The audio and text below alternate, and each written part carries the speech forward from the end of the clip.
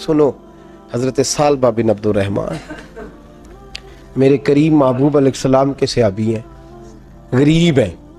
غربت بڑی اعلیٰ چیز ہے، ہاں غریبی بڑی نعمت ہے، یہ آزمائش ہے، اس میں کوئی شک نہیں، لیکن قیامت والا دن پتہ چلے گا جب غریب چھلانگ لگا کے جنت میں داخل ہو جائیں گے۔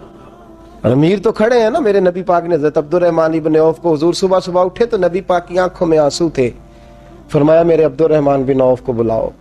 حضرت عبد الرحمن بن عوف آئے تو حضور نے سینے سے لگا لیا، نبی پاک کھول کے روئے، یا رسول اللہ حضور کیا ہوا؟ فرمایا عبد الرحمن رات میں نے خواب دیکھی ہے، سارے جنت میں چلے گئے، تو پیچھے رہ گیا، تو پیچھے رہ گیا، میں کھڑا تیرا انتظار کرتا رہا، میں تیرے بغیر جا نہیں سکتا تھا، پھر تو آیا ہے تو تیرا سارا وجود پسینے سے بھیگا ہوا تھا۔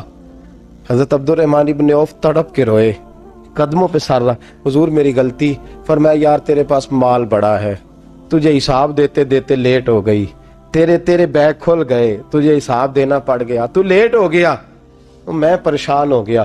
حضرت عبد الرحمن ابن عوف نے 100 گھوڑا مال اوپر رکھ کے حضرت عبد الرحمن نے حضور کی بارگاہ میں پیش کیا، کہا یا رسول اللہ یہ۔ اور پتہ ہے ایک دن کیا ہوا؟ ایک دن سرکار کے وصال ظاہری کے بعد حضرت عبد الرحمن ابن عوف نبی پاک کے گھر کے دروازے کے باہر آ کے بیٹھ گئے اور یوں سر کو پکڑا ہوا ہے، رو رہے ہیں۔ حضرت ام سلمہ حضور کی زوجہ باہر آئیں، کہا بیٹا عبد الرحمن کیا ہوا؟ جب پوچھا کیا ہوا تو اور کھول کے روئے، کہا کیوں روتا ہے؟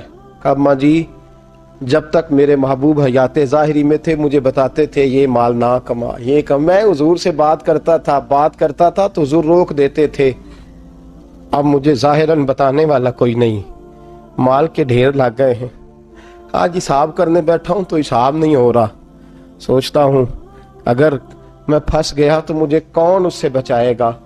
آپ محبوب کی زوجہ ہیں، میری ماں ہیں، میں آپ کے پاس آیا ہوں، اماں جی مجھے بتائیں میں کیا کروں؟ تو حضرت ام سلمہ بھی رو پڑی، کہنے لگے محبوب تھے، میں کہاں ان کی ترجمانی کر سکتی ہوں، میں نبی پاک کی ترجمانی کیسے کروں؟ کہا اماں جی خدا واسطے مجھے کوئی حکم دے دیں، مجھے لگتا ہے عبد الرحمن برباد ہو جائے گا، ہلاک ہو جائے گا، خدا را مجھے کچھ بتا دیں، اتنا سارا مال ہے میں کہاں اس کا حساب دوں گا، مہربانی فرمائیں، یہ تجارتیں میرے گلے پڑ رہی ہیں۔ حضرت ام سلمہ کی جب منت کی تو فرمانے لگی جا بیٹے آدھا خیرات کر دے۔ کتنا؟ 2.5% نہیں، کتنے فیصد ہے؟ 50%، 50%۔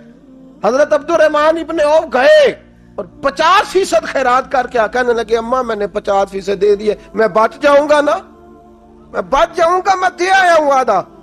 تو حضرت ام سلمہ فرمانے لگی میں نبی پاک کی بارگاہ میں سفارش کروں گی تیری، اور نبی پاک اللہ کی بارگاہ میں سفارش کرے صلی اللہ علیہ وسلم۔ حضرت سالبہ بن عبد الرحمن، حضور دعا کر دیں، غریبی ہے۔ میرے نبی پاک نے فرمایا تجھی اس حال میں ہے بہتر ہے،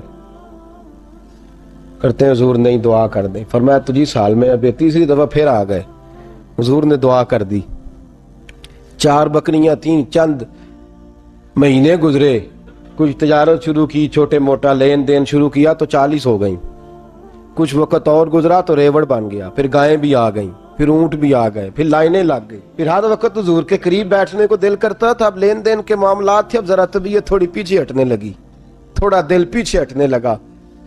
پہلے 5 نمازیں مسجد میں، پھر زور اثر کی چھٹی، میری طرف دیکھو اور دیکھو میں کیا عرض کر رہا ہوں، پھر زور اثر گئی، پھر کچھ وقت گزرا تو مغرب بھی گئی، پھر اتنی بڑی حویلی کوئی نہیں، پھر باہر جا کے مدینے سے ڈیرا لگا لیا، جمعے کے جمعے آتے، زکوٰۃ کا حکم آ گیا 2 ہجری میں، حضرت ابو ہریرہ رضی اللہ تعالیٰ عنہ امیر زکوٰۃ مقرر ہوئے، 5 اونٹوں پر 1 بکری، یہ زکوٰۃ ٹھہری۔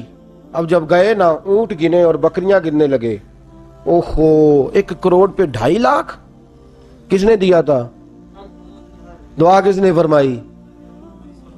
اوہو اتنا، میرے پیسے بینک سے میسج آ جائے گا اتنے کم ہو گئے، اوہو بڑی مصیبت بنے گی، میرے تو خوشی ہوتی ہے جب آتے ہیں تو یہ اب یہ والا میسج بھی چلے گا کہ اتنے مائنس ہو گئے، توبہ توبہ، پریشانی لگ گئی، بڑی طبیعت، انکار نہیں کیا، کہنے لگے حضور سے جا کے عرض کرنا میں خود آؤں گا، اور جہاں محبوبیت ہو وہاں اتنے لفظ بھی بے ادبی ہیں، وہاں ٹھہر جاؤ، سوچتا ہوں، سمجھتا ہوں، غور کرتا ہوں، یہ جملے بھی وہاں توہین ہوتے ہیں۔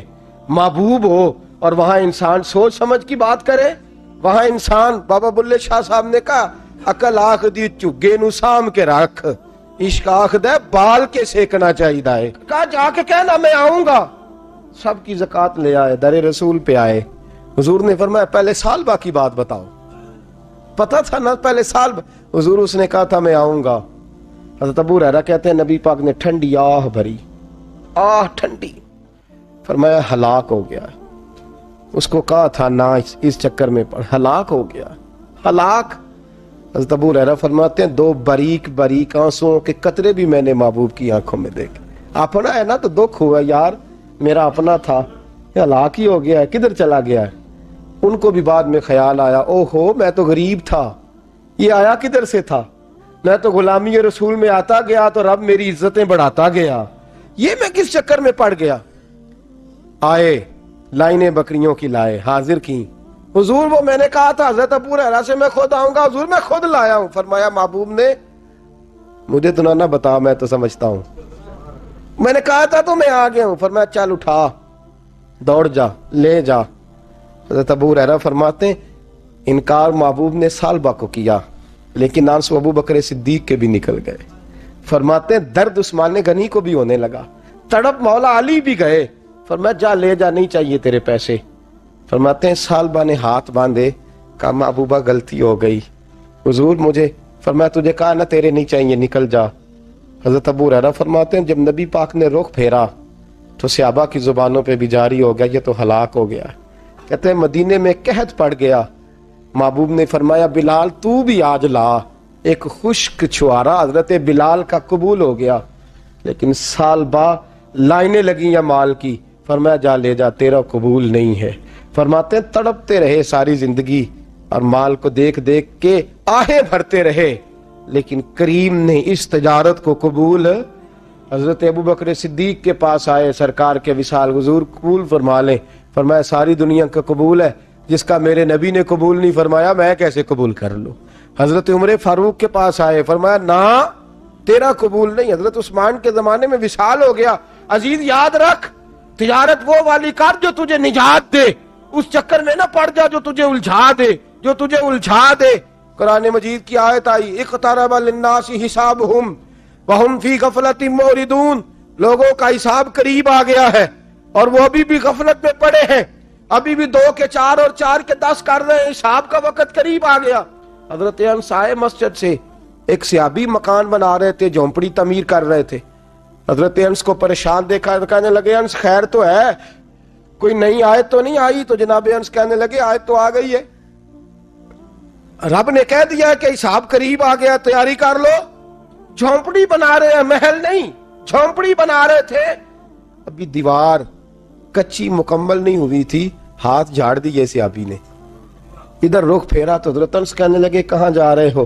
کہنے لگے بھئی میں حساب نہیں دے سکتا، میں مصطفیٰ کے پاس جا رہا ہوں، میں نے نہیں دیوار بنانی، بس بھئی میری اس دور سے بس میں کوئی نہیں حساب دے سکتا، میں کمزور ہوں۔ میرے رسول کائنات صلی اللہ تعالی علیہ وسلم نے، میرے دوستو تجارت کرو لیکن اس کو عبادت سمجھ کے کرو۔ اگر تمہیں چوک وہاں دکان پہ بیٹھے خدا بھول جاتا ہے اور سودا کرتے وقت رب و رسول کی باتیں تمہیں بھول جاتی ہیں، تو پھر تو تم وانتم موردون میں ہو، پھر تو تم غافل ہو۔